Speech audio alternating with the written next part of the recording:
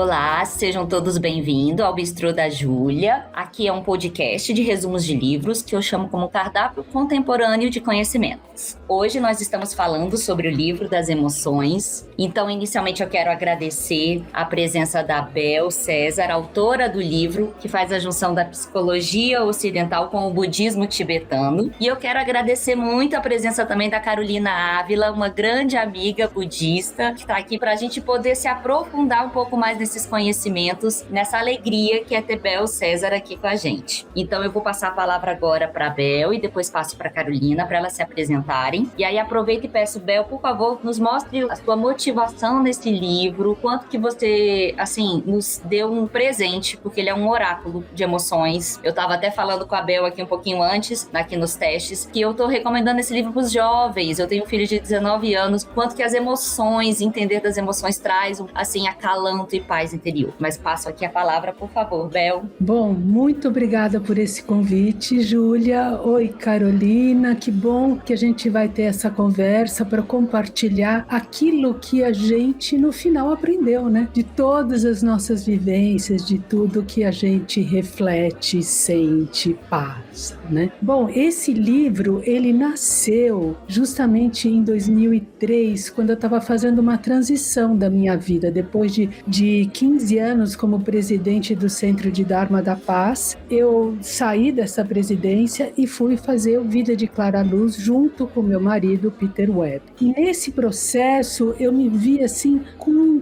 quantum de experiência acumulada, de cadernos escritos de insights e frases dos lamas e com uma intensidade de material interno muito grande. Então, nada melhor do que escrever, né? Quando a gente tem essa ligação com a escrita. E eu comecei a escrever esse livro, no início até de uma maneira um pouco mais formal, tentando dar uma introdução do que seria o budismo tibetano, o que a gente pode entender por psicologia do budismo tibetano, que não existe uma psicologia, não existe essa área. Só que daí, na medida que eu fui escrevendo, foi me acontecendo tanta coisa. E era assim, eu precisava queria mexer com um assunto, sonhava quando descia alguma coisa. O capítulo do medo, teve uma hora que eu falei, preciso parar de escrever esse capítulo, porque estava me acontecendo uma situação depois da outra, em que eu tinha que realmente encarar o medo. E eu sinto assim, esse livro, ele é um livro oráculo, porque é impressionante. Você pode fazer uma pergunta, você abre numa página, assim como faz a pergunta, se concentra, abre numa página e lê, e olha a frase que para mim saiu: farei com que minha vida seja significativa. É esse livro. Até me emocionou, para ser sincera. Porque é isso que a gente quer, né? Eu, às vezes, pergunto, mas se você pode se apresentar? Do lado formal, eu posso me apresentar, que eu sou psicóloga, praticante do budismo tibetano há 39 anos, mãe do Lama Michel Rinpoche, que tantas pessoas têm ele hoje como a referência, principalmente depois que o nosso mestre Lama Gangchen Rinpoche faleceu, e que há 6 anos eu vivo aqui na Itália, do lado do Lama Michel, junto com meu marido Peter Webb e a minha filha também, Fernanda Leitz. Continuo trabalhando, agora uma maneira de eu me ligar com o Brasil foi fazer um site, continuo gravando, ou seja, se alguém perguntar quem é você, eu sou uma pessoa que gosta de compartilhar. Que maravilha, sou eu, né, Ju? Por favor. Que alegria poder estar aqui com vocês. Para mim é uma honra. Me chamo Carolina, sou praticante do budismo há 15 anos, que eu acho que é um tema que está aqui também, né, nesse podcast. Então, acho importante trazer. A linhagem que eu sigo é o budismo Theravada, e o da floresta apareceu para mim aqui em Brasília. Eu moro em Brasília, sou natural de Minas Gerais, Várzea da Palma. Tenho Cerrado no meu coração, então eu acho que é isso que me liga a Brasília. E aqui foi quando o budismo apareceu, assim, né? E desde então não larguei mais, no sentido de aprender a viver e atrás da libertação do que não me ajuda a viver com qualidade e em meu próprio benefício, em benefício de todos, né? Então, acho que eu colocaria o budismo nesse lugar de ser o farol, de ser a direção, né? De trazer um alinhamento, de trazer a regulação. Então, o budismo está nesse lugar para mim. E o livro chegou, assim, num momento muito especial. Que honra poder ter contato com ele, porque ele chegou no finalzinho no meu naufrágio. E aí me ajudou a subir, sabe? Então todos os capítulos fizeram muito sentido para mim. Faz muito sentido ser um oráculo e continuo usando ele porque é isso, nesse processo de a gente desce, afunda e sobe, é um processo. Então a gente tem as ferramentas e o livro está sendo uma ferramenta de me sustentar nessa evolução. É assim que eu me sinto agora. E aqui agradeço imensamente, Juju, pelo convite. É meu primeiro podcast, minha primeira participação no podcast. Então, assim, fico muito feliz. Agradeço imensamente. Tenho certeza que essa conversa vai ser muito especial. Muito obrigada. Muito bom. E aí, o que eu sinto com tudo isso? Eu comprei esse livro, comprei impresso, eu até falei pra ela, falei, Carol, comprei um livro e só que tem budismo e eu vou conversar, a autora aceitou conversar comigo, eu preciso de alguém com budismo pra trazer um pouco mais, pra eu não perder essa oportunidade da conversa com Bel. E aí que eu vi o Rinpoche, lembrei das reportagens, eu fui pelo livro, Bel, eu não te conhecia, eu fui pelo livro, das emoções, também estava passando por momentos da minha vida, de transformação, uma separação, né, da minha filha pequenininha, então assim, era uma profunda dor, quase como um luto, a gente pode olhar também da mesma forma, porque muitos psicólogos fazem essa comparação da separação com um luto, né, da vida em vida, e assim, isso vai me trazendo, assim, muito de mim mesma, porque a psicologia faz isso, né, faz a gente ter esse autoconhecimento, a espiritualidade também é um caminho, mas assim, o meu olhar, ele não estava na fé, ele estava nas emoções, e aí você me trouxe o budismo, que já foi um caminho também, né, eu gosto muito da meditação, tive esse caminho com o Carol durante um tempo. Falei, Carol, vem aqui perto e vamos conversar, vamos aproveitar toda essa profundidade. E aí, lendo sobre as emoções, assim como eu tenho um filho mais velho,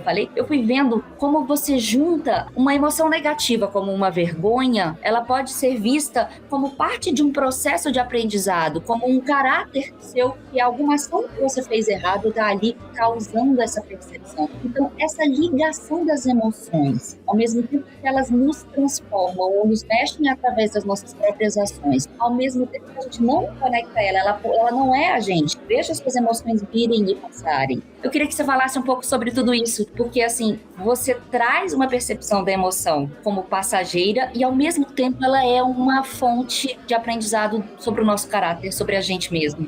Muito obrigada por essa pergunta. Eu vou ver de onde que eu consigo trazer alguma coisa. A primeira coisa que eu queria dizer é que as emoções são afetos e muitas vezes a gente sente amor pelas pessoas, deseja que elas sejam felizes, mas tem dificuldade de sentir afeto. Dificuldade de sentir afeto, eu quero dizer, com aquilo que acontece com o outro afeta comigo. E aí é mais do que empatia, é a vontade de compreender aquilo que está acontecendo com o outro e participar, não de uma maneira invasiva, dependente, nada disso, mas participar com o coração, como a gente fala, né? Então, todas as emoções, elas nos afetam. Todas as emoções são afeto. Então, a gente tem, em geral, preconceitos com as emoções porque elas levam a gente para um mundo um pouco desconhecido, principalmente a vergonha, né? A vergonha ligada à culpa.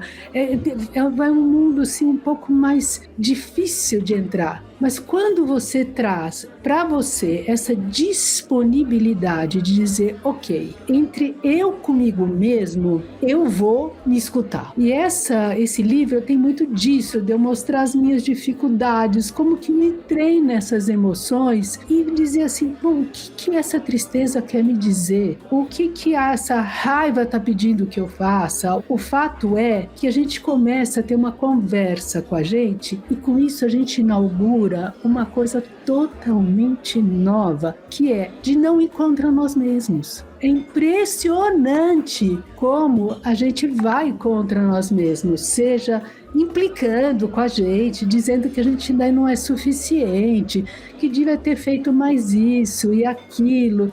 E O budismo tibetano e o budismo, enfim, essa proposta de ter afeto para consigo mesmo é justamente de se abrir e falar, bom, o que eu estou sentindo agora? E isso precisa ocorrer através do corpo. É uma coisa que quando eu escrevi o livro das emoções, eu ainda não tinha essa formação que eu tive depois, em 2014, 10 anos depois. O livro foi escrito em 2003, 2004, que é com a experiência somática, né?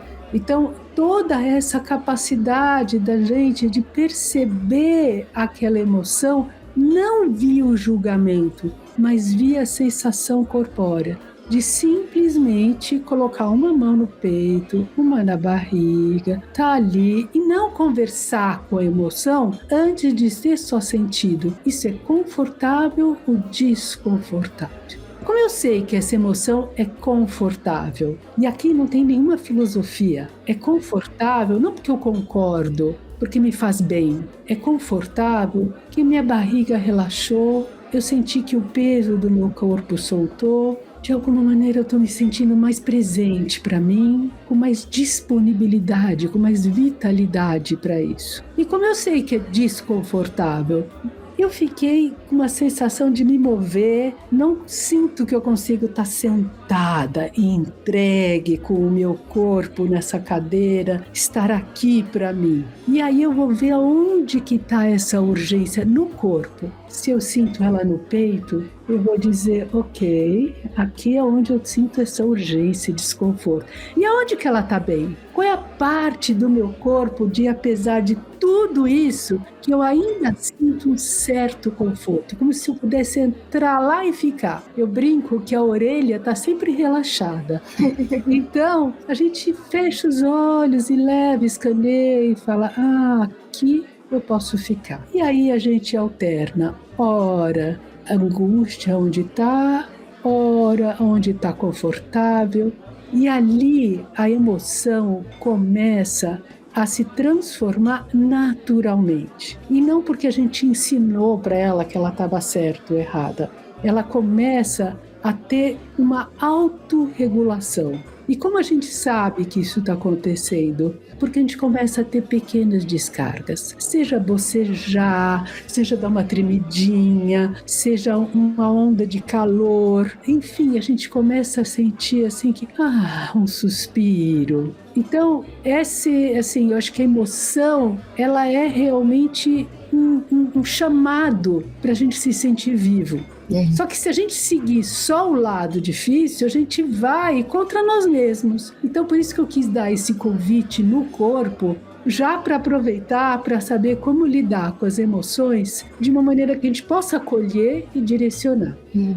Trazer um olhar curioso também para a gente, né? O questionamento é um olhar curioso, né? E trazer para o corpo, eu estava pensando aqui, é uma comprovação científica, muito fácil, porque está aqui com a gente, né? Como ir contra o que o meu corpo está apresentando, né? Então, a prova é muito real, né? Então, se a gente traz esse olhar curioso para o que o corpo está mostrando através da emoção, é muito maravilhoso mesmo, assim. Não é fácil, não é nada fácil, né? Porque a gente esquece. E muito interessante, semana passada uma amiga me convidou para fazer 3 aulas de atividades terapêuticas, psicossomática mesmo, então até abri aqui, chama Sobre Ser Corpo. Não sei se você já ouviu falar, Bel? Não. É muito legal. Sobre Ser Corpo é um sistema brasileiro de educação somática. Eles são de São Paulo e eles combinam terapia corporal com práticas bioenergéticas, meditações ativas, enfim. Mas falando sobre o corpo, né?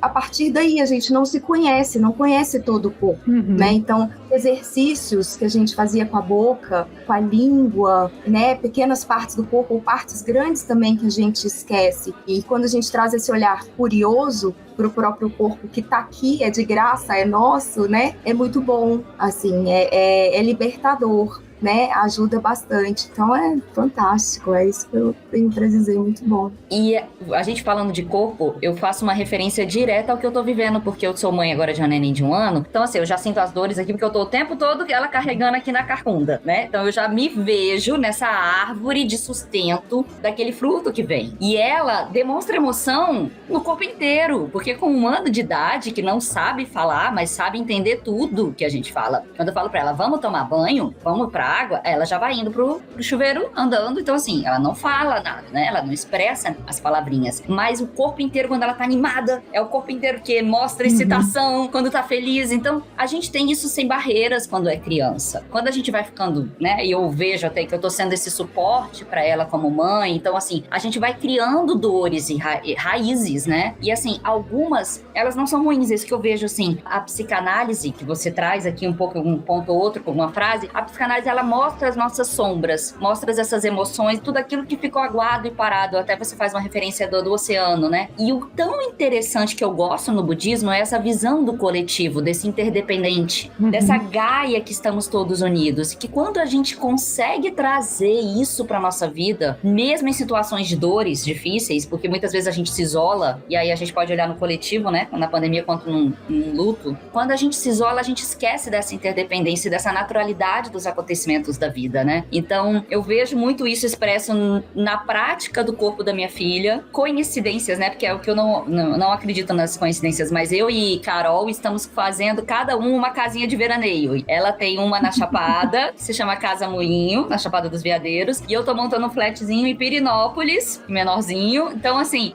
a gente tá ao mesmo tempo vivendo essa coisa do simbólico do de fora. E fazer uma outra casa é desapegar das nossas coisas, porque a gente se reorganiza fora e organiza dentro, né? Então, assim, tá sendo muito bonito observar essas convergências de acontecimentos, vamos dizer isso para não dizer coincidências, essas convergências de acontecimentos da vida de Carol, que eu puxei ela, vamos ali falar, e aí foi acontecendo tudo isso, e a gente foi se contando da vida, que a gente tava há alguns anos já sem contato presente, e aí eu vejo o simbólico da casa de fora, da casa de dentro, e o quanto o nosso corpo, às vezes, é casa e morada dessas emoções, às vezes, aguadas, né? Então, assim, é respirar. Eu acho que as pessoas estão olhando com um olhar muito polarizado até para as curas e para as percepções de projetos. Porque o corpo da gente, uma decisão, ela muitas vezes é feita sem a racionalidade, né? Até você mesmo fala, a minha escolha no budismo não foi racional, foi um acontecimento. E se a gente não deixar que esses acontecimentos, ainda que sejam adversidades,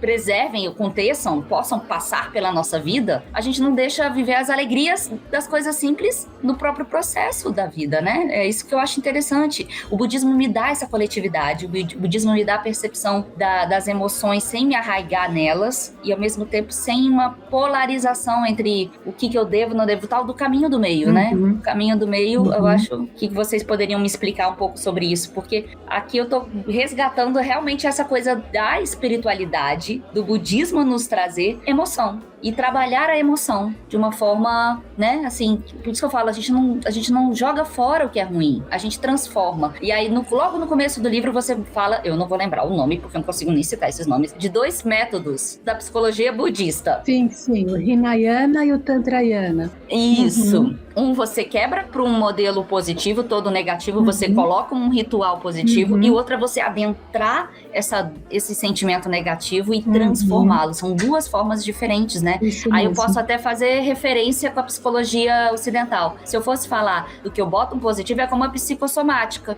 Como você transforma aquele momento de dor, você põe um positivo até isso positivo virar um hábito no seu cérebro. E se você for pro mais adentro, eu poderia olhar com uma psicanálise, o que Freud vai trabalhando do libido, da onde que a gente tá na nossa vitalidade. Eu não sei, eu tô fazendo essa referência aqui com vocês. Vai, Carolina, toca você. Ai, vai. Vai. Nossa, muitas coisas, Ju, muitas coisas aí, né? Eu tava pensando aqui, né, na casa. Então, só para contextualizar, Bel, eu adquiri um pequeno pedaço de terra na Chapada dos Veadeiros em 2023 e foi assim, foi muito fenomenológico, foi uma coisa também, é uma outra história, esse terreno, mas com muita alegria, consegui esse pedaço de paraíso, e ano passado comecei a construir uma casa, minha primeira obra estrutural, assim, e essa casa demorou 6 meses para ser construída. Quando eu pensei nela, eu pensei para morar, mas aí a vida trouxe outros caminhos, e hoje ela tá metade uma moradia de temporada para mim, metade moradia de temporada para outras pessoas. Mas durante o processo da obra, que foi quando eu estava no olho do furacão, nas minhas emoções, muitas emoções negativas,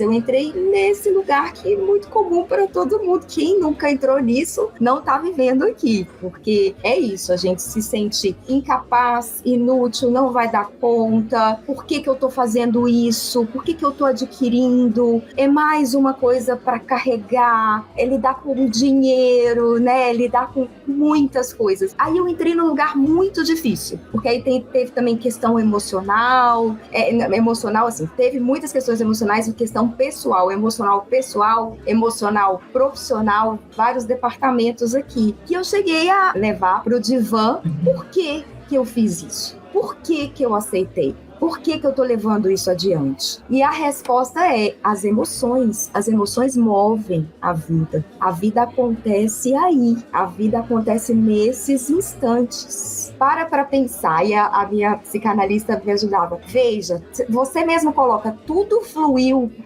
Assim, de verdade, o meu testemunho sobre obra não é referência, não é o comum. Porque eu não tive nenhum BO. Os poucos problemas que eu tive durante a obra foram mínimos, perto do que a gente comumente escuta. De que, paguei, não fez o serviço, a pessoa sumiu, ou deu errado. Não tive esse problema. E a obra aconteceu, o nome da casa é Refúgio, porque ela é no meio da mata, ela traz uma calma, uma serenidade, uma tranquilidade, ela proporciona banho de floresta, ela proporciona contemplação.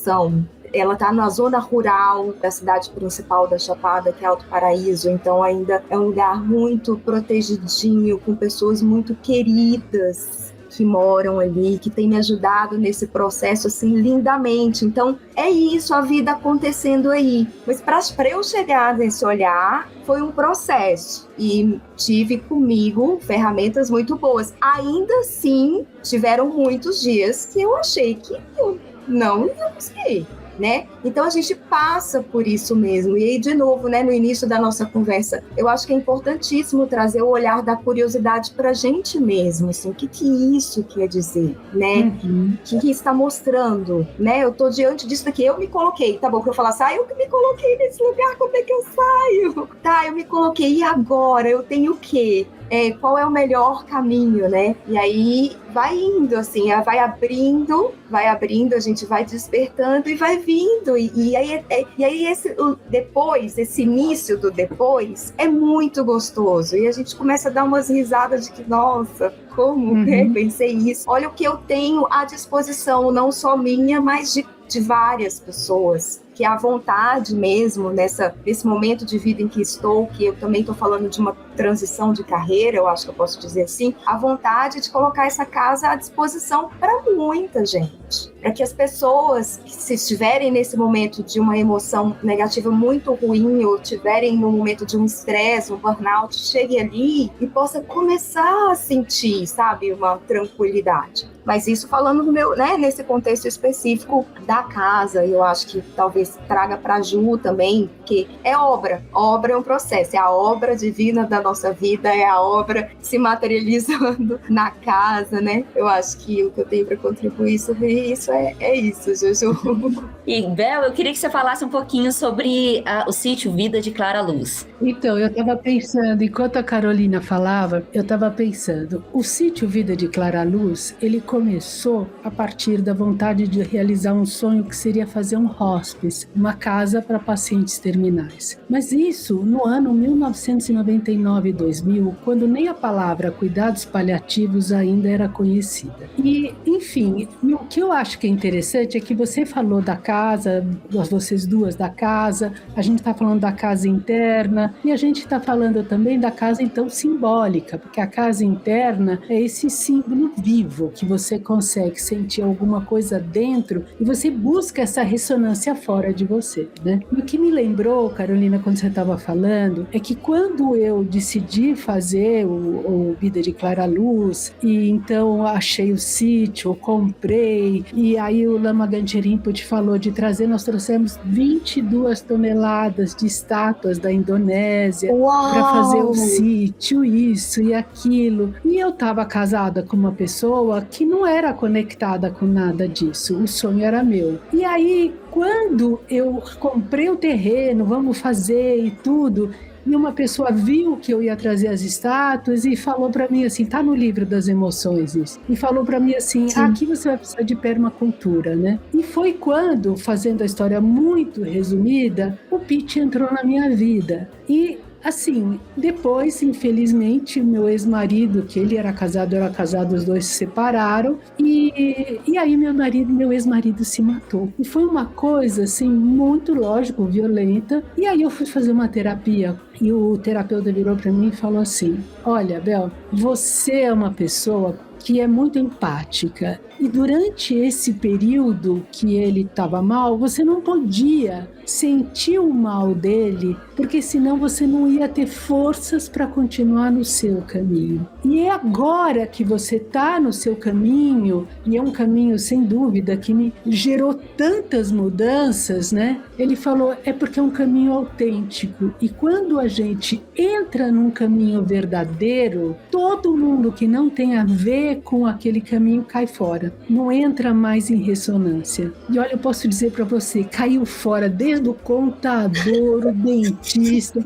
Foi uma mudança, assim, enorme na minha vida. E realmente, assim, o sítio trouxe o Pete, que é um amor na minha vida. Nós dois estamos juntos há 24 anos, super apaixonados, felizes. Eu acredito na parceria, no amor, numa boa relação, que dá a base para fazer mais coisas, né? Então, assim, foi a partir da sincronia, vamos dizer, a partir do momento que eu me sintonizei e assumi o meu desejo. A verdade é que eu não consegui fazer nada disso no sítio. A lei não estava pronta, muitas situações eu vi que não podia. E a gente fez, então, várias outras coisas, com ecopsicologia, com plantio, com luta em natureza. E agora que eu estou aqui em Albaniano, a gente está fazendo um hospital, um lugar, um quarto para receber pessoas em fase final. Então, eu me vejo voltando numa nova casa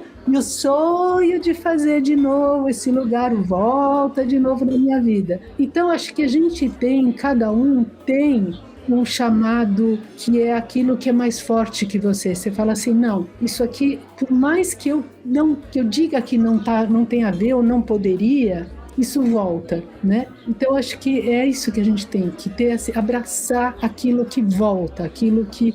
Nossa, isso me dá energia. Eu sempre falo assim, se eu posso compartilhar alguma coisa, tenha os seus brinquedos. Não brinque com o brinquedo dos outros. Quais são os seus brinquedos? O que quando você faz, você perde a noção do tempo, do espaço, e você se sente presente em você. Porque quando a gente tem essa sensação de autoridade interna, de estar em si, quando você convida o outro para brincar com você, você compartilha. Você não pode entrar demais no brinquedo do outro, nem o outro pode entrar demais no teu, mas a gente encontra uma maneira de brincar junto, né? Eu acho que isso que eu tenho, assim, muito sempre buscado. Uma leveza. Gente, já está tudo muito pesado. É muito pesado. A gente já sabe do pesado. Então, como que a gente encontra esses momentos onde a gente cria esse espaço entre o mundo que não entra demais em você, mas que você também está permeável para receber o mundo dentro de você e trocar com ele? Brincando. Então, eu pinto, faço tricô, escrevo. Por isso que eu estou gostando de fazer o site, gravar.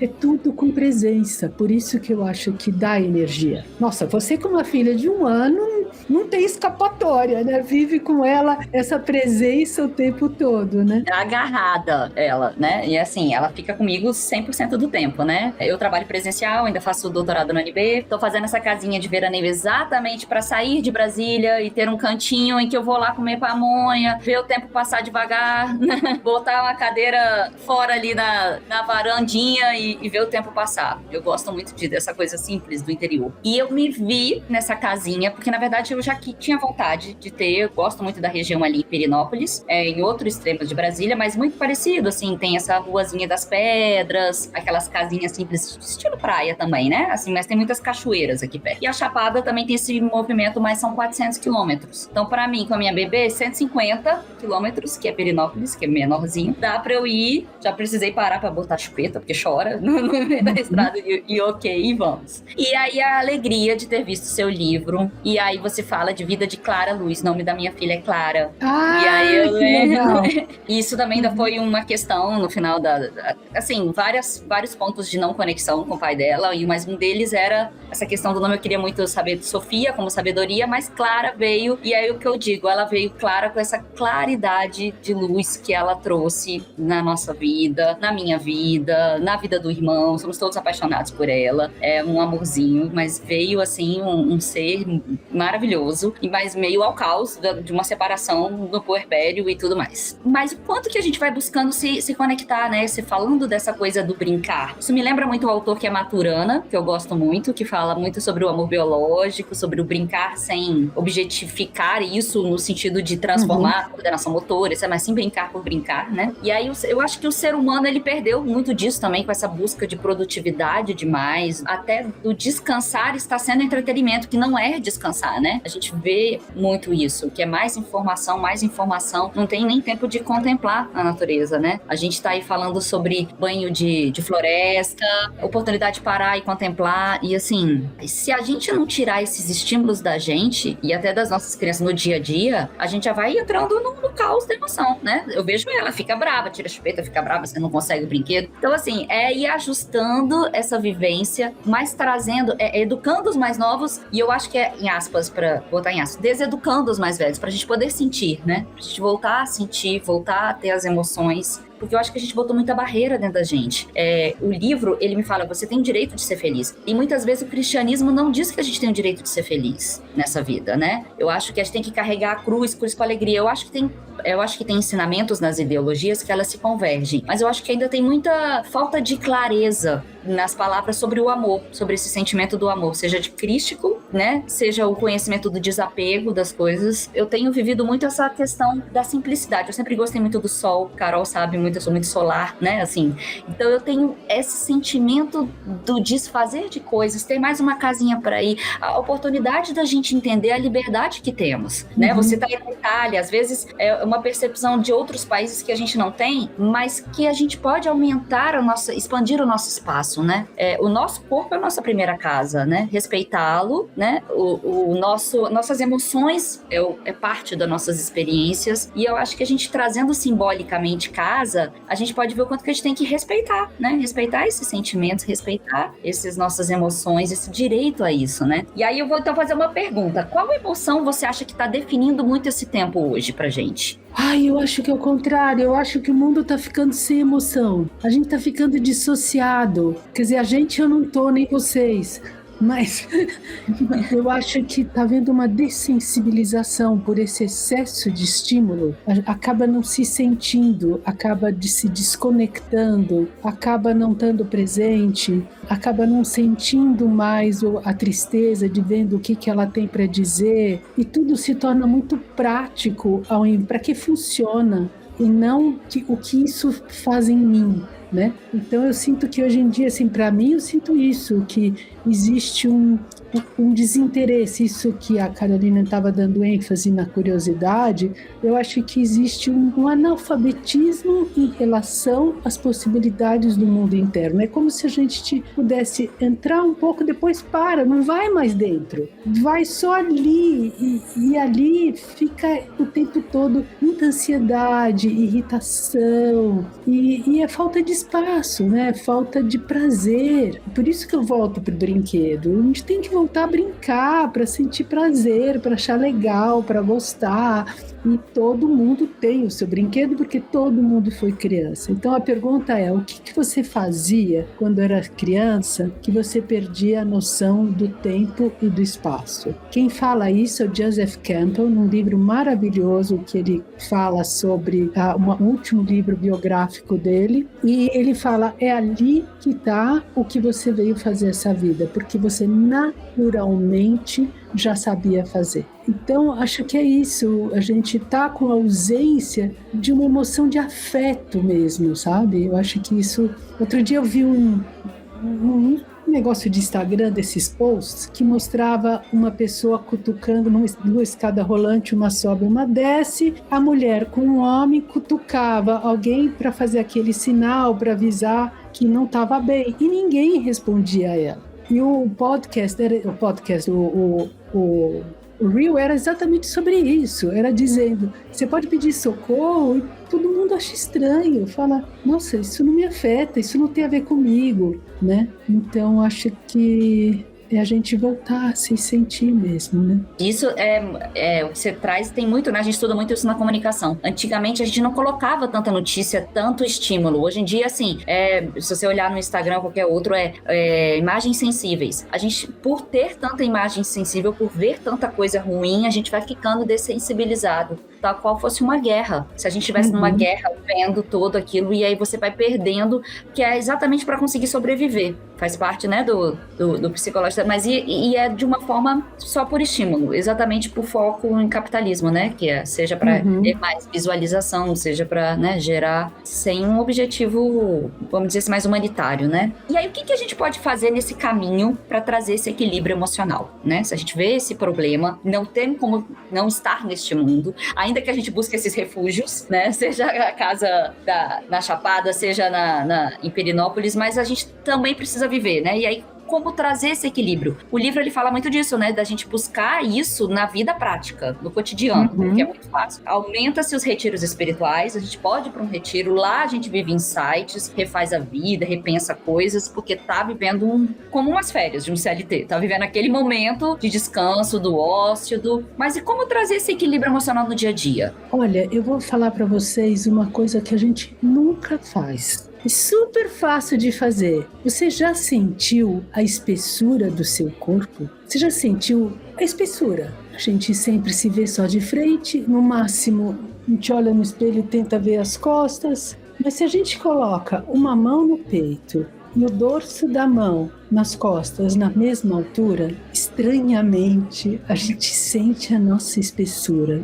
E se você fica ali, e todos esses exercícios, a gente precisa de pelo menos 20 segundos, 1 minuto, para começar a sentir alguma coisa. Mas se você fica ali, você vai perceber que quando você inspira, as mãos se elevam e quando você expira, elas abaixam. E se a gente volta para essa sensação de falar assim, bom, agora eu sou eu aqui comigo. Aí a gente faz ao contrário, coloca a outra mão nas costas e uma no peito e vê o contrário e vê se aqui foi mais confortável. Quando a gente faz isso, a gente dá um aviso para o nosso corpo de que é tudo bem, tudo que estiver acontecendo dentro dele. E isso faz com que a nossa amígdala cerebral, que avisa o nosso corpo se alguma coisa não está certa e ativa a ansiedade, diga, olha, é verdade que você está frágil, mas você está aí, então não tem nada de perigoso acontecendo, então eu deixo você, não vou te incomodar. E aí a gente vai percebendo que a ansiedade baixa, porque a amígdala se acostuma de que é possível aceitar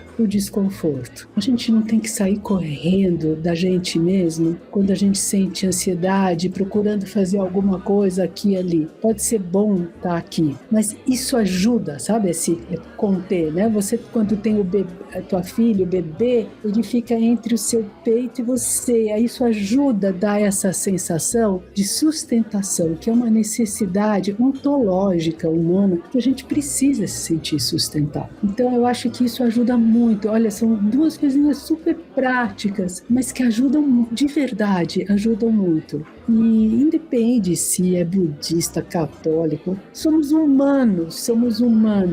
Ai, fala aí alguma coisa, Carol. Tô emocionada. Acho lindo que ela tá trazendo pra gente. Ai, não, eu acho que é isso. Eu agradecer a presença da Bel. Não estou finalizando, mas agradecer por essas dicas preciosas. E começamos falando do corpo né? Estamos aqui falando do corpo. Então, volta para o corpo, né? Que é isso, é o que a gente tem de mais concreto, é o que é de graça, né? Tá aqui com a gente, é nosso, né? A gente está sentindo ele, é através dele que a gente está vivo. Então, voltar para o corpo é uma excelente dica. Muito bom, muito obrigada. E aí eu trago um pedaço do livro que você fala, Bel, que assim, é tão bonito quando você faz os relatos das pessoas que estão em luto, né? Tem uma história de uma menina com 19 anos que tá com câncer e que você que leva pra ela um texto, você fala, acho que é uma poesia, não sei, não lembro se é um mantra, quanto que ela tá trazendo paz pra você. Então assim, a gente vê a mentora do luto falando que quem tá trazendo paz é a paciente pra você, e eu acho isso tão lindo, de uma humildade da sua parte, porque você nos transmite essa paz, e você, então, é encarregada desse momento, né? Dessa transição, desse rito de tantas pessoas. E aí você tá dizendo ao outro aquilo que você nos traz também, né? Que é como espelho, essa paz interior. Você tá me dando a chance de falar que esse toque que a gente tá falando, fazendo, ele tem um nome, ele se chama toque háptico. No meu livro Viver Bem, Morrer Bem, tem um capítulo que eu explico sobre esse toque. E esse toque é um tato interno. Então, um cego, mesmo sem fazer sons para se referir se tem uma parede à frente dele, ele sente a presença da parede. É esse toque interno. Isso eu já perguntei para cego para ter certeza, é assim mesmo, mas eles dizem que o mais forte ainda é o som que eles fazem para se referir aonde eles estão, né? Essa ressonância. Mas esse toque interno.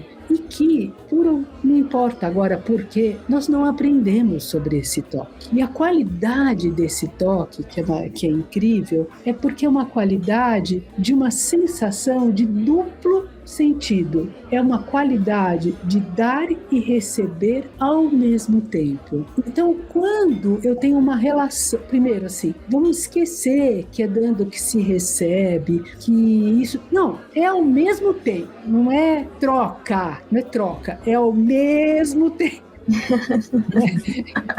É um acorde, não é um som depois do outro. É ao mesmo tempo. Então, quando a gente pode treinar com a gente esse toque háptico, que eu só vou explicar porque a gente não tem mais tanto tempo, mas que é você colocar uma mão sobre você primeiro. Primeiro a gente tem que se conhecer na gente. E você vai perceber a palma da sua mão que toca o seu peito. E você leva a sensação da palma da mão, os dedos que tocam o seu peito. E dali a pouco a gente vai fazer uma coisa diferente. A gente vai se concentrar no peito que recebe o toque da mão. Também é outra dobradinha assim que a gente não contava com minha astúcia. Vamos lá, agora é o peito. E aí você ressente o peito recebendo a mão. A vida é um dar e receber ao mesmo tempo. Isso é humano. Às vezes a gente fala, eu dou tanto e recebo pouco. Eu não sei receber, eu só sei dar. Enfim, se a gente faz esses pequenos movimentos de aprender a dar e receber com a gente mesmo, quando a gente toca uma pessoa, no caso, estou falando dos pacientes, mas quando você toca uma pessoa, você não toca mais com a intenção de organizá-la. Você toca pela sua presença de dar e receber ao mesmo tempo a sua energia com aquela pessoa. Aí a gente sai de uma posição vertical e entra numa relação horizontal. E aí não tem mais, quem sabe menos, ou quem já fez isso ou aquilo. Tem estar com.